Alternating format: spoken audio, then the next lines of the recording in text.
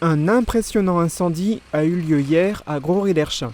Vers 17h, la foudre a frappé une maison située rue principale. Les voisins parlent d'une détonation suivie de l'incendie immédiat de la maison. Les dégâts sont impressionnants, la toiture notamment est détruite.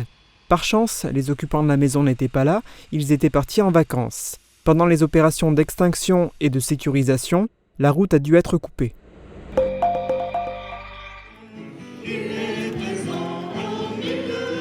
La fin d'un long périple. Pendant 9 jours, les fidèles de la communauté de paroisse Notre-Dame de l'Espérance ont porté et suivi cette statue de la Vierge Marie de village en village dans le cadre de la neuvaine mariale. Hier, dimanche 16 août 2020, elle a été déposée à son emplacement définitif, le socle du nouvel oratoire des Grâces de Tentlain, un nouveau lieu de prière situé sur les hauteurs du village, à l'endroit où se trouvait jadis une chapelle. Il s'agit d'un ancien lieu de petit pèlerinage, un endroit miraculeux pour la famille Caruso. Sabrina Margani Caruso nous rapporte un événement survenu en 2014.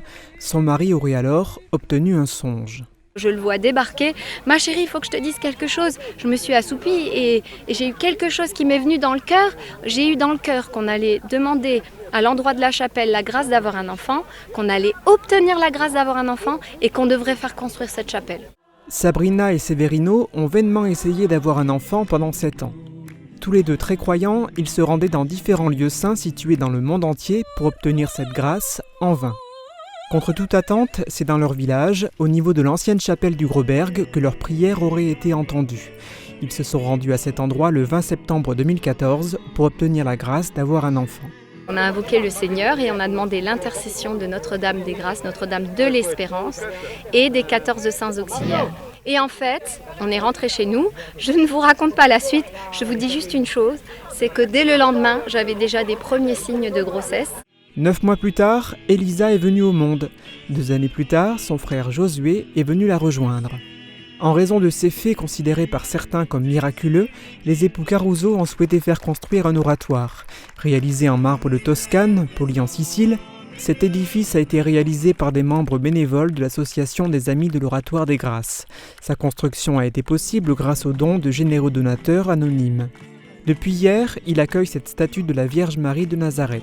Je pense qu'on ne fera pas l'unanimité, mais c'est pas ça qui nous importe. Nous, ce qui nous importe, c'est les gens qui ont besoin de nourrir cette espérance en eux. C'est les gens qui ont la foi ou qui ont envie d'avoir la foi et de croire que quelles que soient les difficultés qu'ils rencontrent dans leur vie, ils peuvent prier, ils peuvent demander la grâce. Et en passant par Marie, qui d'autre est mieux placé qu'une maman pour savoir parler à son fils, pour comprendre son fils, pour connaître et apprendre à le faire connaître. Accorde à ses fidèles, rassemblés autour de cette statue, de lever les yeux vers elle avec confiance, puisqu'elle est un modèle éclatant de sainteté pour tout le peuple des rachetés. L'oratoire des Grâces de Tentlain n'est pas encore terminé, un dôme doit également être construit.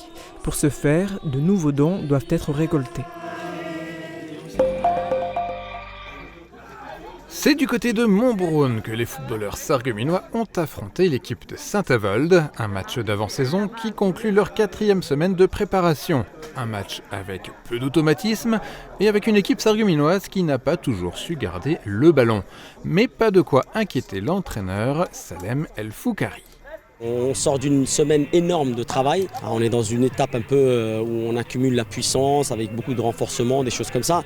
Donc les garçons sont dans une période difficile avec des degrés de niveau différents, de forme. Ce manque de jambes n'a pas empêché les joueurs du SFC de se créer de nombreuses occasions.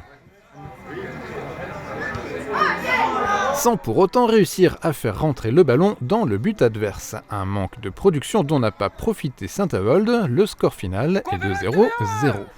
Là aussi, l'entraîneur veut y voir du positif. Mentalement, on est là, puisque même quand on n'arrive pas à être bon, même quand on n'arrive pas à être efficace, on a au moins le mérite de ne pas perdre un match.